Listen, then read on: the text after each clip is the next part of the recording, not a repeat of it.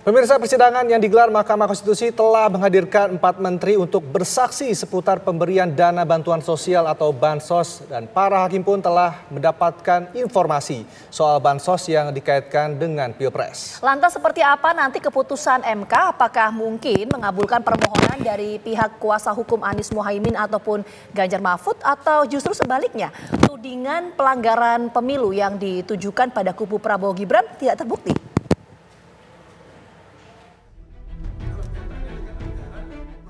Mahkamah Konstitusi MK memanggil 4 orang menteri sebagai saksi dalam persidangan pada Jumat 5 April lalu. Pemanggilan keempatnya untuk dimintai keterangan seputar penyaluran bantuan sosial atau bansos jelang pemilu 2024 lalu. Dalam persidangan, keempat menteri yang hadir sama-sama memberikan kesaksian bahwa tak ada bansos yang dianggarkan untuk pemilu, terlebih untuk mendukung salah satu paslon sehingga mendongkrak perolehan suara dalam pemilu. Bansos yang diserahkan juga tidak berbentuk bantuan langsung tunai, melainkan dengan cara ditransfer. Dan peruntukan bansos adalah akibat tingginya harga sembako efek bencana alam El Nino. Bansos yang ada memang telah dianggarkan pada tahun 2023 lalu. Stabilisasi harga, jadi justru sebaliknya. Hari ini jelas sekali Menteri Keuangan, 2 Menko dan Menteri Sosial mengungkapkan bahwa tidak ada penyalahgunaan bansos seperti yang selama ini dikemukakan dan didalilkan oleh kedua pemohon di dalam persidangan. Ibu Risma yang hadir pada hari ini tegas-tegas mengatakan tidak ada bantuan yang bersifat langsung. Semua adalah bantuan dalam bentuk transfer melalui bank, baik disampaikan melalui elektronis melalui bank maupun dikirimkan melalui kantor pos yang ada di daerah-daerah. Di Kementerian Sosial itu bentuknya. Tim kuasa hukum dari kubu Prabowo Gibran optimis dengan kesaksian keempat menteri yang membuktikan bahwa bansos memang sesuai anggaran dan peruntukannya. Namun, tim kuasa hukum pihak 01 dan 03 merasa ada banyak hal yang tak terjawab seputar bansos ini. Mereka mempertanyakan bansos yang pernah diberikan 2 orang menteri jelang pemilu yang bisa dibuktikan lewat video. Sehingga jelas bansos yang disalurkan mengatasnamakan suatu kelompok untuk mendongkrak perolehan suara. Membagi-bagikan bansos dan mengatribusikan bansos itu pada Jokowi. Dan oleh sebab itu mesti memilih anak Jokowi. Mendak Zulkifli Hasan melakukan hal yang sama.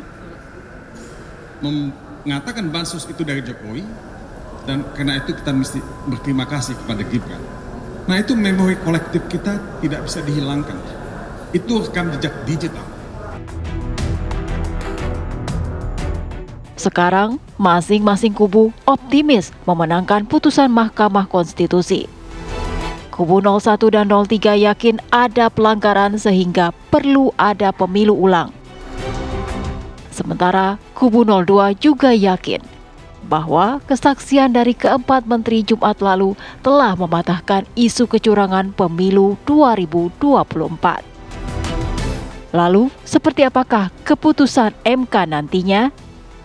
Tanggal 22 April tentunya akan menjadi tanggal penentu apakah pasangan Prabowo Gibran memang menang atas 2 paslon lainnya, ataukah memang Indonesia butuh pemilu ulang. Tim TV One mengabarkan.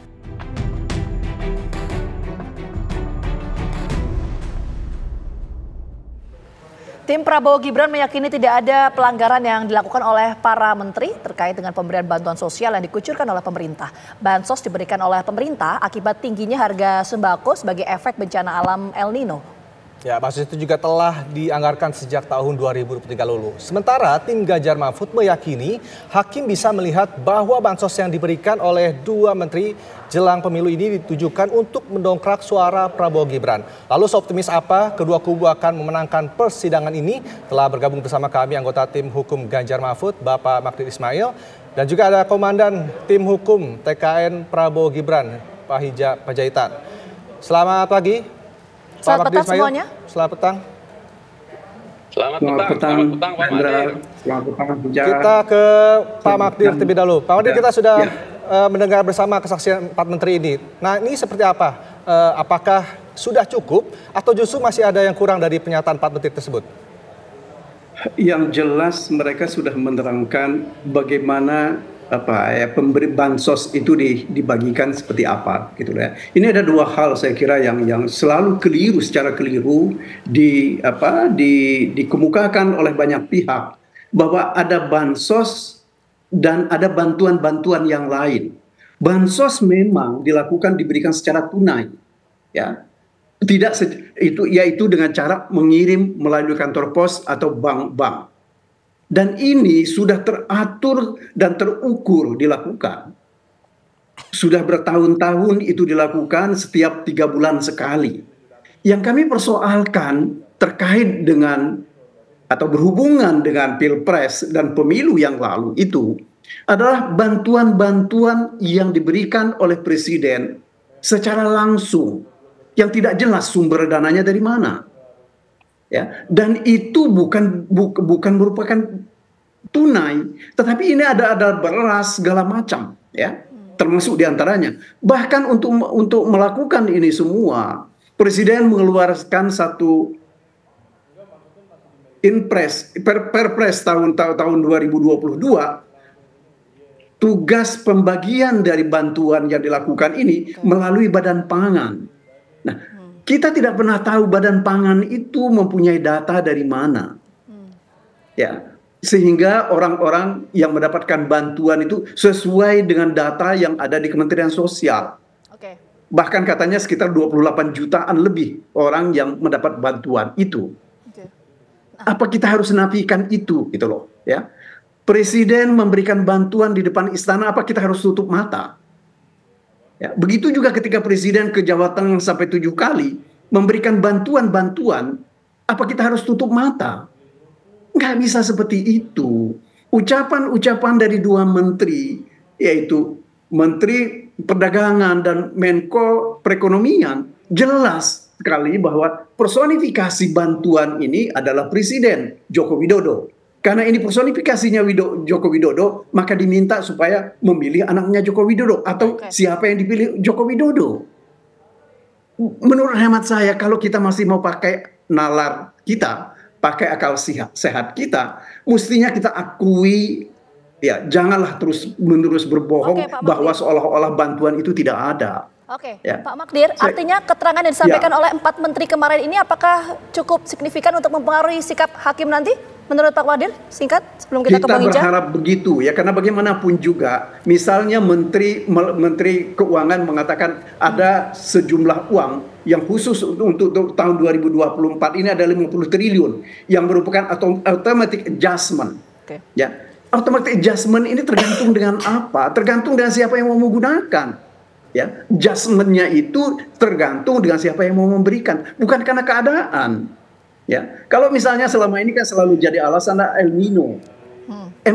Beberapa pihak mengatakan El Nino itu sudah berhenti dari tanggal sekitar bulan November tahun 2023. Tetapi kenapa mesti diperpanjang terus-menerus? Ini kan cuma jadi modus memberikan bantuan untuk elektabilitas. Ya, saya kira jelas kalau bagi kami, ya. Kalau pihak lain misalnya mau menutup mata, ya silahkan. Ya, Pak Magdir optimis ya bahwa keterangan disampaikan oleh 4 menteri itu akan mempengaruhi sikap dari Hakim MK nanti. Kita menuju ke Bang Hinca. Kalau Bang Hinca melihat seperti itu juga nggak? Keterangan 4 menteri itu juga cukup berpengaruh terhadap sikap dari Hakim MK nanti.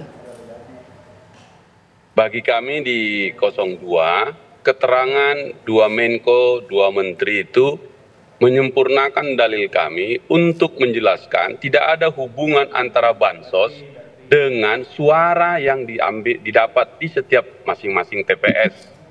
Sama sekali tidak ada relevansinya. Apa yang dijelaskan oleh menteri itu adalah memberikan keterangan bahwa negara berkewajiban memberikan bantuan sosial kepada masyarakatnya, warganya, yang memang haknya untuk mendapatkan itu. Itu fakta. Karena itu 4 menteri ini memberikan keterangan fakta-fakta benar adanya bantuan sosial karena itu kewajiban negara dan haknya masyarakat. tapi sama sekali tidak ada korelasinya dengan suara. Tidak ada hubungannya dengan jumlah suara yang didapatkan paslon 01 dan 03 mempengaruhi jumlah suara yang sudah ditetapkan oleh KPU. Dan jangan lupa, sengketa ini adalah sengketa proses hasil pemilihan umum, artinya suara. Nah, kalau perasaan yang disampaikan bahwa pemberian bansos oleh Presiden mengakibatkan suara naik, nah kan harus dibuktikan itu. Selama persidangan berlangsung, sama sekali tidak ada satu angka pun yang dikatakan si A di TPS B menerima bantuan lalu mencoblos pasangan ini. Sama sekali tidak ada. Oleh karena itu, keterangan 4 menteri kemarin cukup menutup secara sempurna perdebatan kita selama ini tentang bansos itu sama sekali tidak ada hubungannya dengan sengketa ini. Dan karena itu kami yakin Mahkamah Konstitusi bulat hatinya untuk mengambil keputusan menolak permohonan 01 dan 03. Itu saja dari kami. Oke, baik, nanti kita akan coba minta tanggapan dari Pak Magdir ya. Katanya nggak ada tuh relevansinya antara bansos dan juga perolehan suara dari 02, tapi nanti kita bahas lebih lanjut. Kita jeda dulu. Kami kembali hadir saat lagi untuk Anda.